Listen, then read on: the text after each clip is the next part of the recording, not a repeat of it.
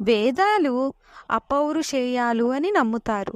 అంటే వాటిని ఎవరూ ప్రత్యేకంగా రాయలేదని, స్వయం సిద్ధంగా వెలువడ్డాయని అర్థం. కానీ వేదాంతాలు అనదగ్గ ఉపనిషత్తులకు అనేక మంది కర్తలు ఉన్నారు. వేదాలలో నిగూఢంగా ఉన్న ఆధ్యాత్మిక విషయాలను ఉపనిషత్తులు వెలువరించాయి అని కొందరు అంటే, అసలు వేదాలలో చెప్పకుండా వదిలేసిన విషయాలను ఇవి పూర్తి చేశాయి అని మరికొందరు అంటారు. ఏది ఏమైనా జ్ఞాన సంబంధమైన గొప్ప చర్చలను లేవనెత్తిన పాఠాలు ఈ ఉపనిషత్తులు. ఉపనిషత్ మంత్రాలు జ్ఞానాన్ని సూటిగా చర్చించడమే కాదు, కొన్ని చక్కటి కథలను, ఉపమానాలను కూడా అందించాయి. వాటిలో ముఖ్యంగా చెప్పుకోదగ్గది సత్యకామ జాబాలుని కథ. ఈ కథ చాందోగ్య ఉపనిషత్తులో కనిపిస్తుంది. ఒకానొకప్పుడు జాబాలి అనే కుర్రవాడు ఉండేవాడు. అతను తోటివారంతా వేద విద్యను అభ్యసిస్తుంటే జాబాలికి కూడా జ్ఞానాన్ని ఆర్జించాలన్న కోరిక కలిగింది. తనను శిష్యునిగా చేర్చుకోమని గౌతముడు అనే ఋషి దగ్గరకు వెళ్ళి అర్థించాడు జాబాలి. సరే, నీ తల్లిదండ్రులు ఎవరో, నీ గోత్రం ఏమిటో చెప్పు అన్నాడు గౌతముడు. ఆ ప్రశ్నకి జాబాలి దగ్గర జవాబు లేకపోయింది. ఎందుకంటే చిన్ననాటి నుంచి అతను తన తండ్రిని ఎరుగడయ్యే. ఇక తన గోత్రము తనకు తెలియదు. అందుకని దాసిగా పనిచేసే తన తల్లి దగ్గరకు వెళ్ళి గౌతముని ప్రశ్నలకు జవాబుని కోరాడు. నాయనా, నిజానికి నీ పుట్టుకకు కారణం ఎవరో నాకు కూడా తెలియదు. నేను యువతిగా ఉన్నప్పుడు ఎందరితోనో గడిపాను. వారిలో ఎవరి గోత్రం నీదని చెప్పను. కానీ ఒకటి, నా పేరు జాబాల కాబట్టి నా కుమారుడు అయిన నిన్ను జాబాలి అని పిలుచుకుంటూ వస్తున్నాను. ఈ నిజాన్ని నిర్భయంగా చెప్పగల ధైర్యం నీకుందని నమ్ముతున్నాను. అంతేకాదు, ఇక మీదట ఎప్పుడూ సత్యాన్నే వాచించు. దానికి గుర్తుగా నీకు సత్యకాముడు అన్న పేరును అందిస్తున్నాను అని చెప్పి పంపింది. తన తల్లి చెప్పిన మాటలను యథాతథంగా సత్యకామ జాబిలి గౌతమునితో చెప్పాడు. జాబాలి సత్యవాక్కును సంతోషించిన గౌతముడు అతన్ని తన శిష్యగణంలో చేర్చుకున్నాడు. జ్ఞానానికే అంతిమం అనదగ్గ బ్రహ్మ జ్ఞానాన్ని గౌతముని వద్ద పొందాలన్నది జాబాలి కోరిక. కానీ జ్ఞానం పట్ల జాబాలికి ఉన్న తపనను పరీక్షించి కానీ అతనికి విద్యను అందించేందుకు సిద్ధంగా లేడు గౌతముడు.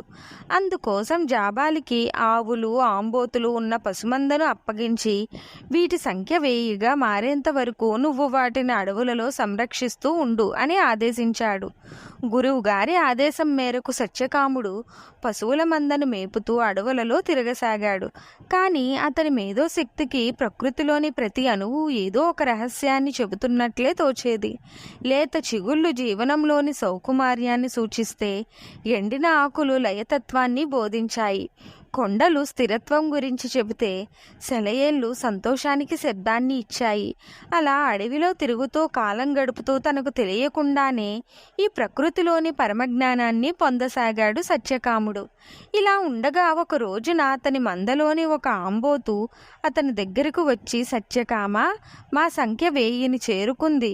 ఇక నువ్వు నీ గురువుగారి దగ్గరకు బయలుదేరవచ్చు. అయితే అందుకు ముందుగా నీకు బ్రహ్మజ్ఞానంలోని తొలిపాదాన్ని వివరిస్తాను, విను. ఈ విశ్వంలోని 4 దిక్కులు ఆ బ్రహ్మతత్వంలోని భాగమే అని చెప్పింది. సత్యకాముడు ఆ సాయంత్రం వెలిగించిన అగ్ని నుంచి వెలువడిన అగ్నిదేవుడు ఈ జగత్తులో భాగమైన భూమి, ఆకాశం, సముద్రాలు అన్నీ కూడా బ్రహ్మంలోని భాగమే. ఇదే బ్రహ్మజ్ఞానంలోని 2వ పాదం అని విశదీకరించాడు. ఇక మర్నాడు ఒక హంస అతని చెంతకు చేరి వెలుతుర్ని ప్రసాదించే రూపాలు అగ్ని, సూర్యుడు, చంద్రుడు, విద్యుల్లతలు కూడా బ్రహ్మకు ప్రతిరూపాలే అని చెప్పి ఎగిరిపోయింది. ఇక బ్రహ్మజ్ఞానంలోని చివరి పాదాన్ని ఒక నీటి పక్షి అతనికి అందించింది. మనిషి ఉనికికి ఆధారభూతమైన ప్రాణం, దృష్టి, వినికిడి, మనస్సు కూడా బ్రహ్మలోని అంతర్భాగాలే అని ఆ నీటి పక్షి అతనికి చెప్పింది. అలా సత్యకాముడు బ్రహ్మజ్ఞానాన్ని పొందినవాడే సంతృప్తిగా తన గురువుగారి ఆశ్రమాన్ని చేరుకున్నాడు. సత్యకామునిలో వెలుగొందుతున్న బ్రహ్మ వర్చస్సుని అల్లంత దూరాన చూసిన గురువుగారు జరిగింది గ్రహించారు. సత్యకామ, నీకు ఇక నా అవసరం లేదు. నీ అంతటి నువ్వే కావాల్సిన జ్ఞానాన్ని సాధించగలిగావు అన్నారు. కానీ సత్యకామునిలో తాను జ్ఞానాన్ని పొందానన్న గర్వం లేసమంతైనా లేకపోయింది. గురువుగారు, జ్ఞానానికి అంతు ఎక్కడా? నాకు ఆంబోతు, అగ్ని, హంస, నీటి పక్షి బ్రహ్మజ్ఞానాన్ని నేర్పిన మాట నిజమే. కానీ మీ నుంచి కూడా ఎంతో కొంత విద్యను ఆర్జించాలనుకుంటున్నాను. దయచేసి ఈ మీ దీనుణ్ణి కోరికను మన్నించండి అని వినమ్రతతో వేడుకున్నాడు. సత్యకాముని వినమ్రతకు ముగ్ధుడైన గౌతముడు తనలో ఉన్న జ్ఞాన సారాన్ని కూడా సత్యకామునికి అందించాడు.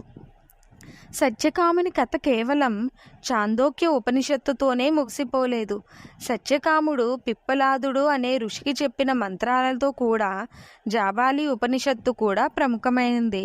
ఇక రామాయణంలోనూ జాబాలి ప్రస్తావన వస్తుంది. అయితే జాబాలిని ఒక నాస్తికునిగా రామాయణం ఎంచుతుంది. తనలో ఉన్న బ్రహ్మమే ఈ సృష్టి అంతా వ్యాపించి ఉందన్న జాబాలి భావన వల్ల అతడిని నాస్తికునిగా ఎంచి ఉండవచ్చు. అతనికి ఆంబోతు, అగ్ని, హంస, నీటి పక్షి అందించిన బ్రహ్మజ్ఞానంలోని సారం ఇదే కదా. నర్మదా నది తీరాన జాబాలి తపస్సు చేసుకున్న ప్రాంతమే ఇప్పటి జబల్పూర్గా మారిందని చెబుతారు. తిరుమలలోని జాబాలి తీర్థం వద్ద కూడా ఆయన కొన్నాళ్ళు తపస్సు చేసుకున్నాడని ప్రతీతి. జాబాలిని పురాణాలు ఒక ఋషిగా ఎంచి ఆయన పేర ఒక గోత్రాన్ని నెలకొల్పాయి. మొత్తానికి తన సత్యనిష్టతో, జ్ఞానతృష్టతో గోత్రమంటూ లేని జాబాలి తనే ఒక గోత్రానికి స్థాపకుడు అయ్యేంతటి ఋషిగా మారాడు. మరిన్ని ఆధ్యాత్మిక విషయాల కోసం మా ఛానల్ని సబ్స్క్రైబ్ చేయండి, షేర్ చేయండి. నా ఛానల్లో ఎలాంటి కంటెంట్ కావాలని కోరుకుంటున్నారో కామెంట్ చేసి తెలుపగలరు.